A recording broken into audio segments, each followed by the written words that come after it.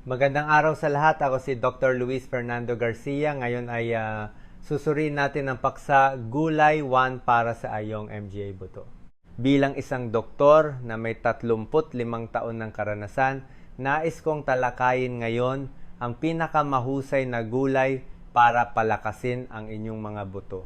Maraming tao ang kumakain ng berdeng gulay sa pag-aakalang inaalagaan nila ang kanilang kalansay. At totoo na ang ilang gulay ay malaking tulong ngunit may problema. Hindi lahat ng gulay na mukhang mayaman sa calcium ay talagang naibibigay ito sa inyong katawan. Ang ilan ay hinaharangan pa nga ito at isa sa mga ito ay napaka-popular. Kaya tuklasin natin ang 7 gulay na talagang nagpapalakas ng inyong mga buto. Ano ang pinakamabisang numero 1? At ano ang dapat ninyong iwasan kung nais ninyong protektahan ang inyong bone density. Bago tayo magsimula, nais kong ipaalam na simula ngayon ay maaari na kayong maging miyembro ng aking channel, ang channel ni Dr. Luis Fernando Garcia.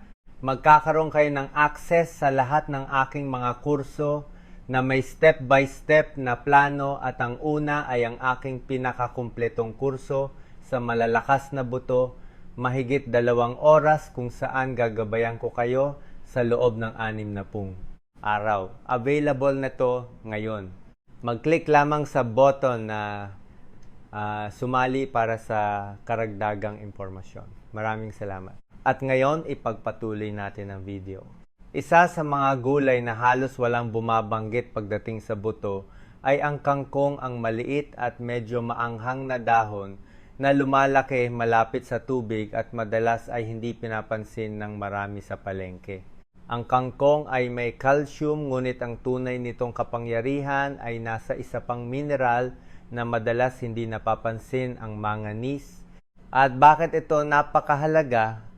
Dahil kung walang manganese, hindi makagawa ang inyong katawan ng collagen network kung saan kumakapit ang calcium.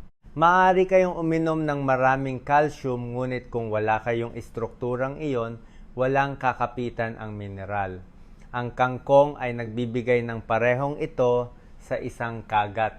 Ang punto ay ang inyong mga bato ang nagpapasya kung gaano karaming calcium ang inyong pananatilihin at kung gaano mawawala sa ihi. Kapag ang inyong katawan ay masyadong acidic, naglalabas ang mga bato ng mga mineral upang makabawi. Ang kangkong ay nagpapaalkalina. Nakakatulong ito upang mapanatili ng inyong mga bato ang kailangan ninyo sa halip na itapon ito. Kung nakakaramdam kayo ng walang tiyak na pananakit ng kasukasuan, mga discomfort na dumarating at umaalis, nang walang malinaw na paliwanag, maaaring hindi lang to kakulangan ng calcium. Minsan ang mga trace minerals ang nawawala, manganese, zinc, copper. At ang kangkong ay may kumpletong pakete nito. Paano ninyo to kakainin? Ang maanghang nitong lasa ay may praktikal na epekto. Pinasisigla nito ang produksyon ng acid sa tiyan. Mahalaga ito lalo na sa isang tiyak na edad, kapag ang digestive system ay gumagawa ng mas kaunting acid at mas mahina ang pagsipsip ng mga mineral. Isang dakot ng sariwang kangkong bago ang pangunahing pagkain ay naghahanda ng daan upang mas mapakinabangan ng inyong katawan ang lahat ng susunod. Maaari ninyo itong idagdag na hilaw sa mga ensalada, ihalo sa ibang berdeng dahon o iproseso sa isang green smoothie. Ang mahalaga ay huwag itong lutuin ng sobra dahil nawawala ang ilan sa mga aktibong enzyme nito. Ngunit ang kangkong ay hindi lamang ang dahon na nagpoprotekta sa inyong kalansay.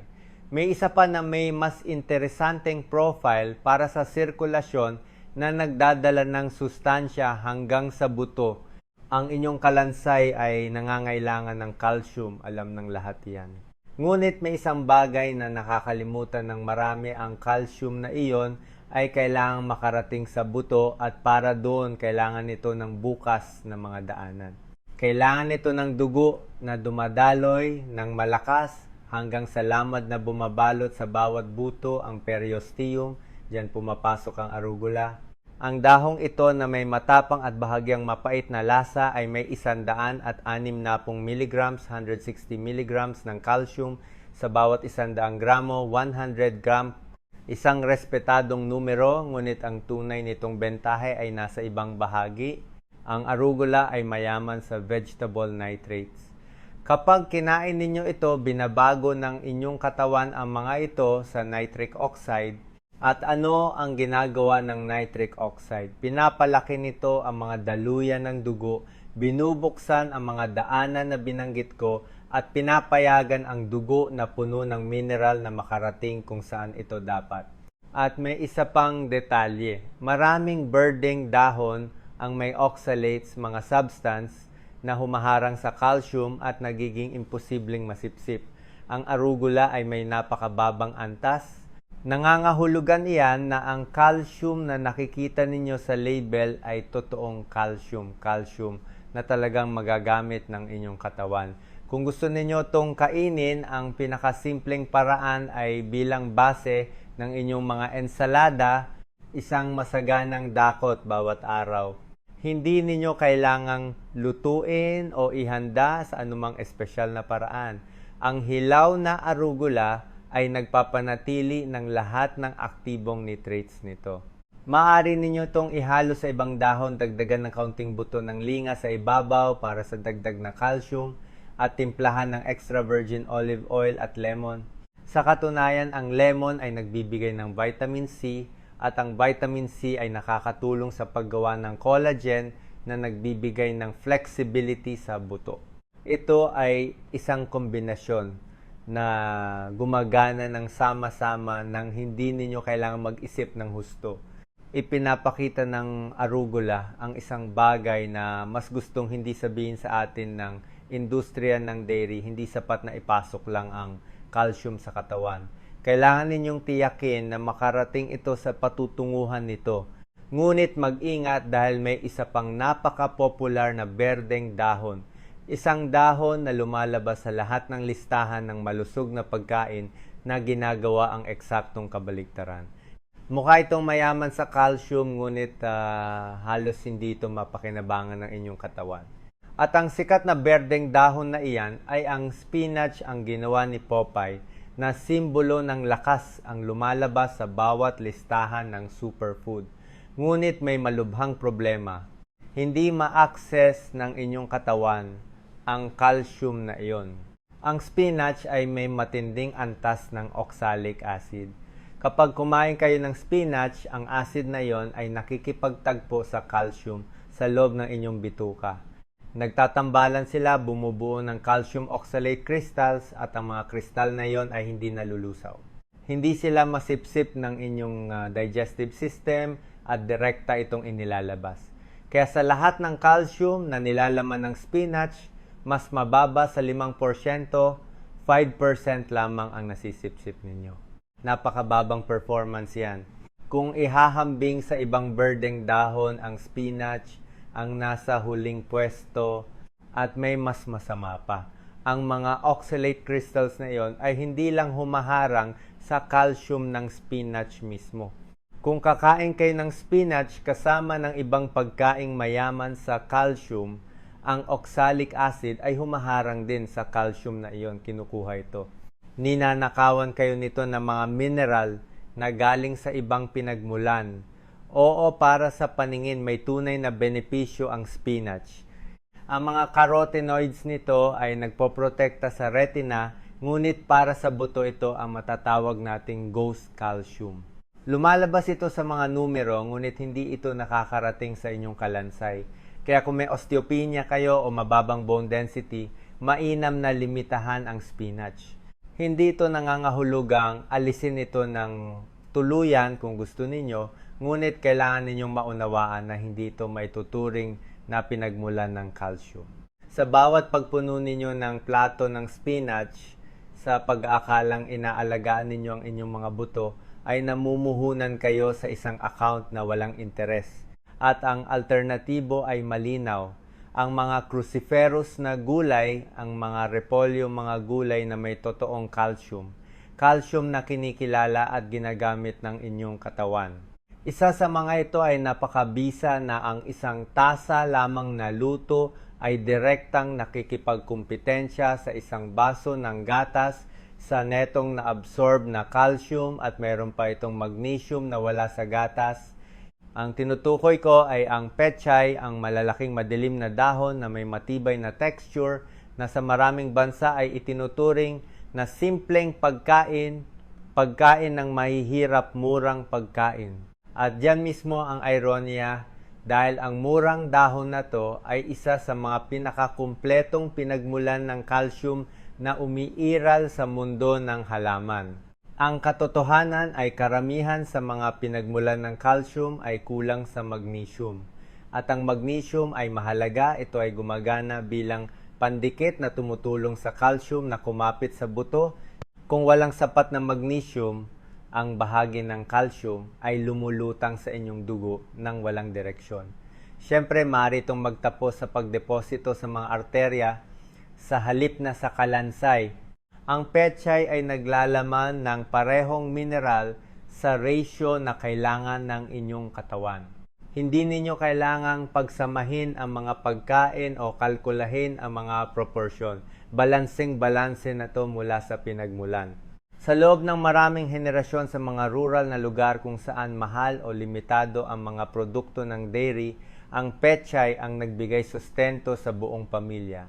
Ang mga manggagawang pisikal na nagtatrabaho ng husto sa ilalim ng araw ay nagkaroon ng malalakas na buto nang walang access sa mga suplemento o processed products. Kinakain nila ang lumalaki malapit sa kanila at ang pechay ay lumalaki halos kahit saan. Paano ninyo ito ihahanda? Ang tradisyonal na paraan ay pakuluan ito ng dahan-dahan na may kaunting bawang at mantika hanggang sa lumambot. Ngunit may isang trick na hindi alam ng marami. Ang mga dahon nito ay napakatibay kaya maaari ninyo itong gamitin bilang pambalot.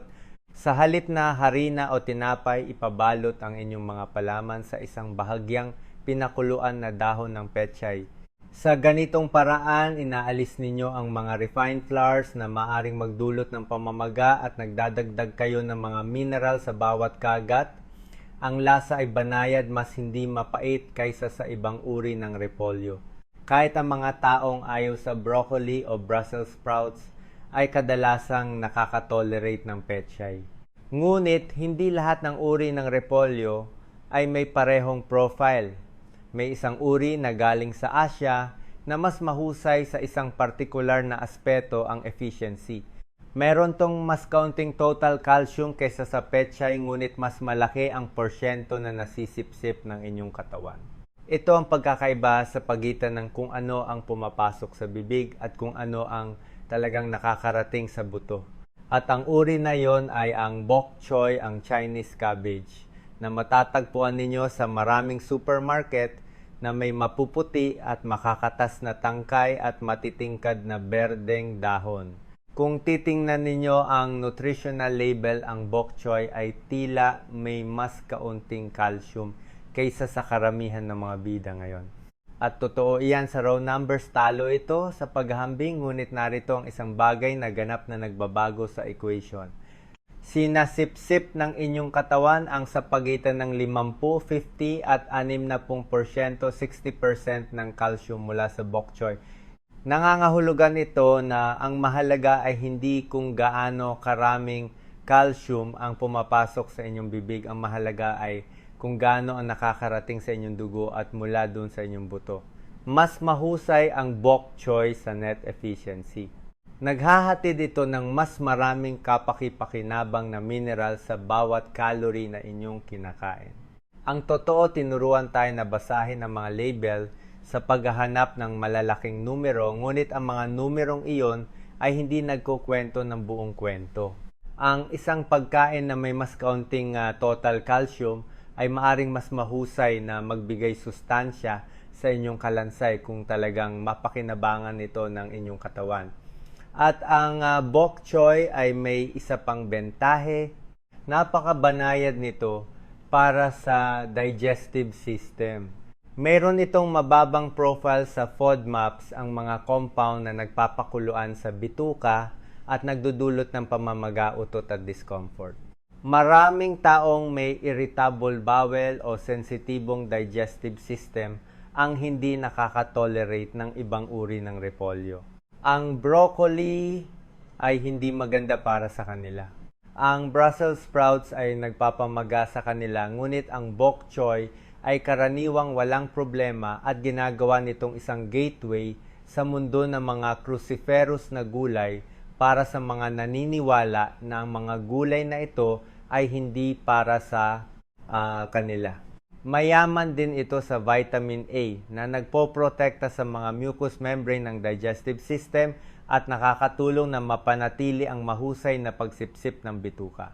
Kung gusto ninyo itong ihanda ang klasikong paraan, ay igisa ito sa kawali na may kaunting sesame oil at bawang.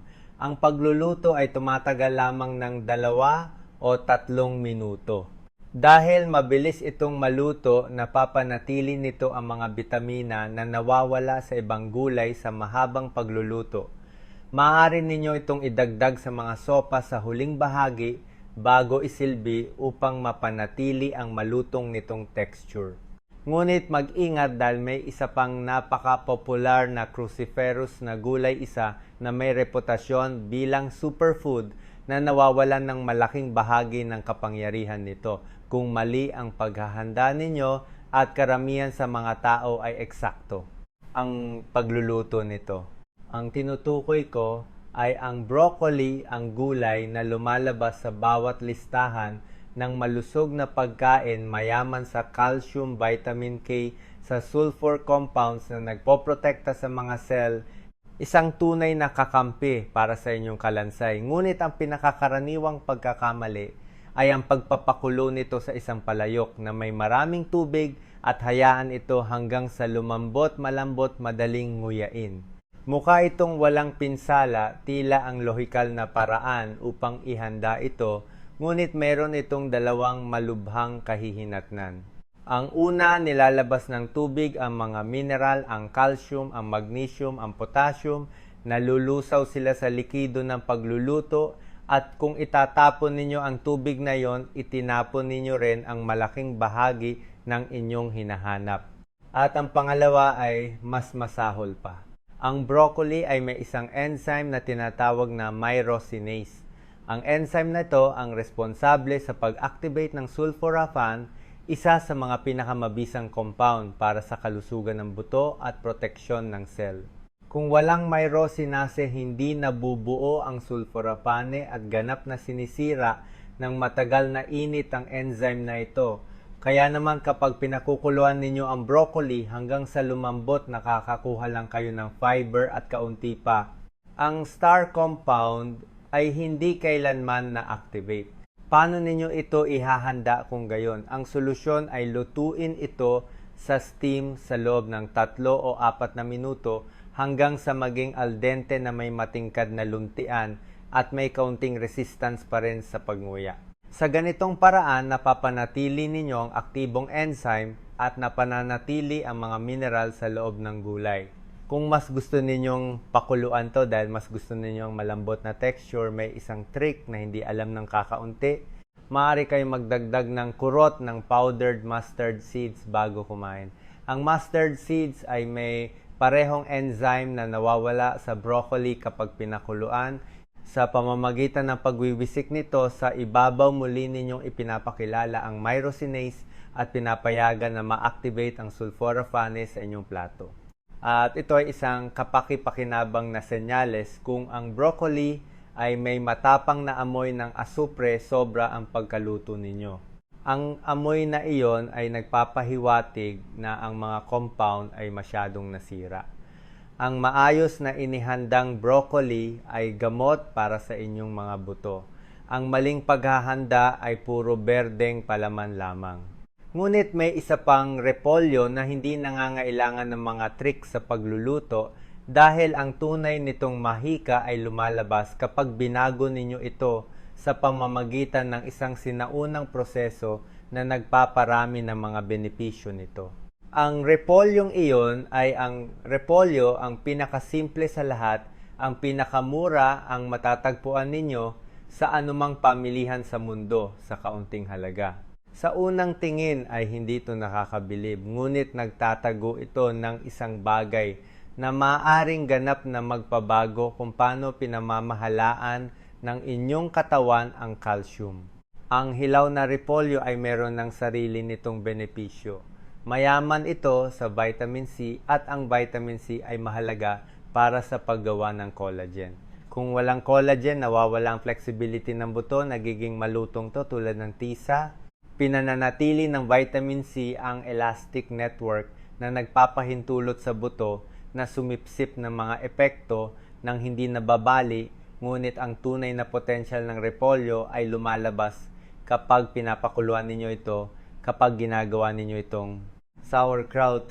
Sa panahon ng fermentation, ang mga bakterya na nagbabago ng repolyo ay gumagawa ng isang bagay na lubhang kailangan ng inyong kalansay, vitamin K2. At bakit ito napakahalaga? Dahil ang vitamin K2 ay gumagana bilang sistema ng pag-navigate ng calcium. Sinasabi nito sa inyong katawan kung saan ito dapat ideposito at kung saan hindi. Ang vitamin K1 na matatagpuan sa maraming birdeng dahon ay nakakatulong sa blood coagulation. Ngunit ang K2 ay gumagawa ng ibang bagay. Ina-activate nito ang mga protina na nagdidirekta ng calcium patungo sa buto at inilalayo ito mula sa mga arterya. Kung walang sapat na K2 ang calcium, ay maaring mapunta sa maling lugar na nagpapakalsify sa inyong mga daluyan ng dugo sa halip na nagpapalakas sa inyong kalansay. Maraming tao ang nag-iisip na ang vitamin K2 ay nasa mga mamahaling suplemento lamang o sa Japanese nato isang fermented soy food na may lasa at tekstura na mahirap para sa panlasa ng mga taga-kanluran. Ngunit ang homemade sauerkraut ay isang accessible na pinagmulan. Ilang kutsara sa isang araw ay maaaring magdulot ng tunay na pagkakaiba kung paano ginagamit ng inyong katawan ang calcium na inyong kinakain. At madaling ihanda ito sa bahay. Kailangan ninyo lamang ng repolyo, asin at isang garapon. Hiwain ang repolyo ng manipis, haluin sa asin pisilin hanggang sa lumabas ang katas nito at hayaan itong mag-ferment sa temperatura ng kwarto sa loob ng 1 o 2 linggo. Ang mga bula ay nagpapahiwatig na gumagana ang mga bakterya. Tandaan, ang biniling sauerkraut ay karaniwang pasteurized na pumapatay sa mga beneficial bacteria. Ang homemade ay nagpapanatili ng lahat ng buhay, ngunit hindi lahat ng birdeng dahon ay pabor sa inyo. May dalawa na tila kakampi, ngunit sa katunayan ay kalaban ninyo. Meron silang parehong problema tulad ng spinach at mas masahol pa. At maraming tao ang kumakain ng mga ito ng walang hinala. Ang tinutukoy ko ay ang talbos ng kamote at dahon ng sili, ang mga nakatatandang kapatid ng spinach pagdating sa oxalates. Ang talbos ng kamote ay may antas ng oxalic acid na sa ilang kaso ay lumalampas pa sa spinach.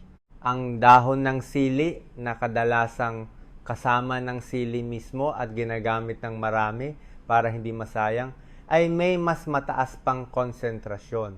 Ang mekanismo ay pareho na sa ating nakita. Ang oxalic acid ay kumakabit sa calcium sa inyong bituka. Nagbubuo ito ng mga hindi matunaw na kristal. Hindi kayang sirain o sipsipin ng inyong digestive system ang mga ito at inilalabas lamang. Ngunit may karagdagang problema. Ang mga oxalates na ito ay hindi lamang kumukuha ng calcium mula sa talbos ng kamote o dahon ng sili mismo. Kinukuha rin nila ang calcium mula sa lahat ng iba pa na inyong kinakain sa parehong pagkain. Kung naghahanda kayo ng pagkain na mayaman sa calcium tulad ng tofu at nilalagyan ninyo ng ginisang talbos ng kamote, sinasabotahin ninyo ang inyong sariling investment. Ang calcium mula sa tofu ay nananatiling nakakulong, hindi nakakarating sa inyong dugo, hindi nakakarating sa inyong buto. Bukod pa rito sa mga taong may tendensiyang magkaroon ng bato sa bato, na gawa sa calcium ang mga oxalate crystals ay maaring maipon sa mga bato at bumuo ng mga bato. Ang isang bato na nahihirapan na sa pagsala ay hindi nangangailangan ng dagdag na pasanin. Ngunit hindi ito nangangahulugang ang talbos ng kamote ay lason. Mayroon itong mahahalagang antioxidants na nakakatulong sa atay. Ngunit kung ang inyong tiyak na layunin ay muling mineralisahan ang inyong kalansay, bawiin ang bone density o pigilan ng osteoporosis sa bawat pagpili ninyo nito sa halip na isang cruciferous na gulay na mababa sa oxalates, nawawalan kayo ng pagkakataon. Ang alternatibo ay malinaw. Ang mga repolyo, ang kangkong, ang arugula, ang bok choy, mga gulay na nagbibigay ng kanilang calcium ng walang kondisyon, mga gulay na walang kinukuha mula sa inyo bilang kapalit. At sa lahat ng mga ito, may isa na namumukod tangi sa lahat, isang gulay na pinagsasama ang saganang calcium, vitamin K, magnesium, at isang profile ng oxalates na napakababa na halos lahat ay mapakinabangan ng inyong katawan. Ito ang gulay na itinuturing ng marami na ganap na hari ng nutrisyon ng buto at may pangalan na sigurado akong narinig na ninyo, bagaman marahil ay hindi ninyo alam kung gaano to karapat-dapat sa reputasyon nito. Ang gulay na yon ay ang kale.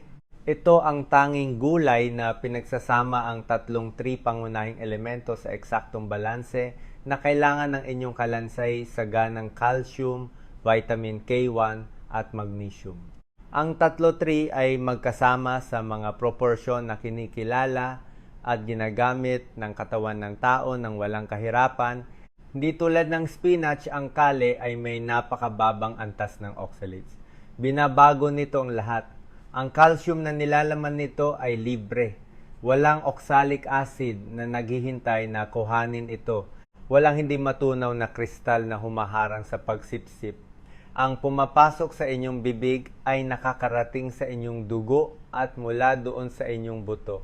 Ngunit may isa pang bagay na kakaunti ang bumabanggit. Ang kale ay may tinatawag na lubhang negatibong renal acid load.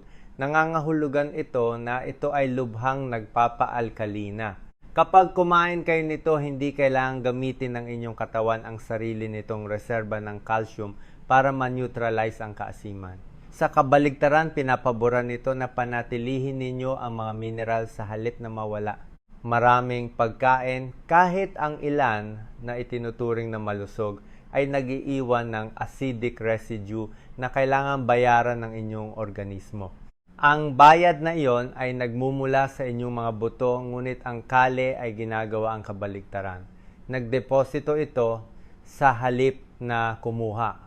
Ang isang tasa ng lutong kale ay nagbibigay sa inyo ng mahigit 100 mg ng absorbable calcium, isang saganang dami ng vitamin K1 para i-activate ang mga protina na nagpapako sa calcium na iyon at sapat na magnesium para makumpleto ang proseso. Lahat sa isang pagkain. Maaari ninyo itong igisa na may bawang at mantika sa loob ng ilang minuto. Gumagana rin ito sa mga sopas na idinagdag sa huling bahagi para hindi mawala ang texture nito. Ang hilaw sa mga ensalada ay isa pang opsyon, bagaman mainam na imasahe ang mga dahon na may kaunting lemon at asin upang lumambot at maging mas madaling tunawin. Ipinapakita ng kale ang isang bagay na sinubukan itago ng industriya ng dairy sa loob ng mga dekada. Hindi pwedeng palitan ang gatas. Maaari kayong makakuha ng mas mahusay na calcium, mas madaling masipsip, na may mas mahusay na mineral accompaniment ng walang lactose o nagpapamagal na protina. Hindi pinipili ng inyong kalansay kung saan galing ang calcium. Kinikilala lamang nito kung maaari itong gamitin o hindi. Ngunit may isa pang kalaban na kailangan pang ilantad. Isang pagkain na itinuturing ng maraming tao na gulay, ngunit sa katunayan ay isang butil. Isang pagkain na lumalabas sa mga side dish, ensalada at iba't ibang uri ng ulam. Ang kalaban na iyon ay ang mais, ang sangkap na lumalabas sa cob sa mga ensalada, sa tortillas, sa iba't ibang uri ng side dish.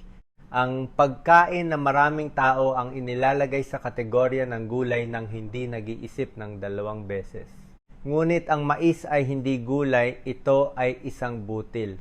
At isang butil na may nutritional profile na aktibong gumagana laban sa inyong mga buto. Ang unang problema ay ang nilalaman nitong omega-6. Ang ganitong uri ng taba kapag kinakain ng sobra ay nagdudulot ng pamamaga sa buong katawan at ang chronic inflammation ay may direktang epekto sa inyong kalansay.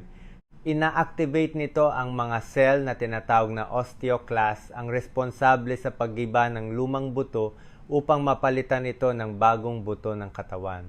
Ito ay isang natural at kinakailangang proseso, ngunit kapag may patuloy na pamamaga, mas sobra ang trabaho ng mga osteoclast. Sinisira nila ang mas maraming buto kaysa sa kayang buuin ng inyong katawan. Napuputol ang balanse, unti-unti ninyong nawawalan ng bone density. Ang pangalawang problema ay ang phytic acid. Ang compound na ito ay gumagana bilang isang magnet na humaharang sa mga mineral sa inyong bituka. Kumakabit ito sa calcium, zinc, iron. Ginagawa nitong imposibleng masipsip sa bawat pagkain ninyo ng mais kasama ng mga pagkaing mayaman sa mga mineral na ito. Binabawasan ng phytic acid ang kaya ng inyong katawan na mapakinabangan. At may pangatlong salik ang modernong mais ay nasa lahat ng dako, corn syrup sa mga soft drinks, cornstarch sa mga sarsa at processed products, corn oil sa mga pritong pagkain. Maraming tao ang kumakain ng mais ng ilang beses sa isang araw nang hindi nalalaman. Ang patuloy na exposure na ito ay nagpapanatili ng mataas na pamamaga at permanenteng nakokompromiso ang pagsipsip ng mineral. Kung nais ninyong palakasin ang inyong bone density, ang mais ay walang naibibigay na anumang istruktura. Wala itong calcium, wala itong magnesium na kapakipakinabang, wala itong vitamin K. Nilalamanan lang nito ang inyong plato at binabawasan ang kakayahan ng inyong kalansay na mag-repair. Ang alternatibo ay simple palitan ng mais bilang side dish ng alinman sa mga gulay na nakita natin, pechay, bok choy, kale, mga pagkain na nagdaragdag sa halip na nagbabawas. Ngunit, bago matapos, may isang kakampi pa tayong kailangang tuklasin. Ang kakampi na yon ay ang sibuyas. Hindi ito berde, hindi ito lumalabas sa anumang listahan ng mga pagkaing mayaman sa calcium. Walang bumabanggit nito pagdating sa buto, ngunit maaari itong gumawa ng isang bagay na walang berdeng dahon ang kayang gawin ng mag-isa. Ngayon alam natin na ang mga taong regular na kumakain ng sibuyas ay may tendensiyang magpakita ng mas mataas na bone density kaysa sa mga umiiwas dito. Ang epekto ay mas kapansin-pansin sa mga babae pagkatapos ng menopause kung kailan tumataas ang panganib ng osteoporosis. At ang paliwanag ay nasa mga compound na saganang matatagpuan sa sibuyas. Ang una ay ang quercetin. Ang flavonoid na ito ay direktang kumikilos sa mga osteoclast, ang mga demolishing cells na sumisira sa lumang buto. Pinipigilan ng quercetin ang kanilang aktibidad, pinipreno sila, binabawasan ang bilis ng pagbuwag ng inyong katawan sa sarili nitong kalansay. Isipin ang pagkakaiba, ang kale ay nagbibigay sa inyo ng mga ladrilyo para magtayo. Ang sibuyas ay humihinto sa mga manggagawa na gustong gibain ng pader. Ito ay dalawang magkakaibang epekto. Ang isa ay nagdaragdag ng bagong material, ang isa ay nagpoprotekta sa mayroon na kayo. Kapag pinagsama ninyo ang mga to, ang balanse ay pabor sa inyo. Ngunit mayroon pang iba. Ang sibuyas ay mayaman sa inulin, isang uri ng fiber na nagpapakain sa mga beneficial bacteria sa inyong bituka. At ang isang malusog na bituka ay mas mahusay na sumisipsip ng mga mineral. Ang inulin ay partikular na nagpapabuti sa pagsipsip ng calcium at magnesium sa colon. Nangangahulugan ito na kapag niluluto ninyo ang inyong mga berdeng gulay na may sibuyas, hindi lamang kayo nagdaragdag ng lasa, pinapalakas ninyo ang epekto ng lahat ng iba pa sa plato. Kung gusto ninyo itong gamitin ng pinakasimpleng paraan ay idagdag ito bilang base ng inyong mga gisa at nilaga. Tinadtad na sibuyas, kaunting mantika, katamtamang init hanggang sa maging translucent. Pagkatapos ay idadagdag ninyo ang kale pechay o bok choy. Ang kombinasyon ay gumagana ng sama-sama. Maaari rin ninyo itong kainin na hilaw sa mga ensalada kung kaya ninyong tiisin. Ang hilaw ay nagpapanatili ng mas maraming aktibong quercetin, ngunit ang luto ay epektibo pa rin at mas banayad para sa digestive system. Sa huli, naghihintay ang inyong mga buto. Araw-araw nagpapasya ang inyong katawan kung magtatayo o sisira kung magdeposito ng mineral o kukunin ito. Ang pagkakaiba ay nasa kung ano ang inyong inilalagay sa inyong plato. Kilala na ninyo ang mga kakampi ang kale na may libreng calcium at kapangyarihan nitong magpaalkalina, ang pechay na may perpektong balanse ng magnesium, ang bok choy na may napakalaking pagsipsip, ang kangkong na may nagtatayo nitong manganese, ang arugula na may bukas na mga daanan, ang fermented na repolyo na may vitamin K2 na nagdidirekta ng mineral traffic, at ang sibuyas na pumipigil sa mga demolisher. Kilala na rin ninyo ang mga kalaban, ang spinach na may ghost calcium, ang talbos ng kamote na kumukuha ng mineral ang mais na nagdudulot ng pamamaga at humaharang. Ngayon, nasa inyo na ang desisyon. At kung nais ninyong pag-aralan pa ang isa pang sustansya na nakakalimutan ng marami pagdating sa bone density, maaaring interesado kayong panoorin ng video na tungkol sa vitamin na mahalaga para sa inyong buto na hindi calcium. Kaya mag-click dito para mapanood ang video. Makita tayo doon.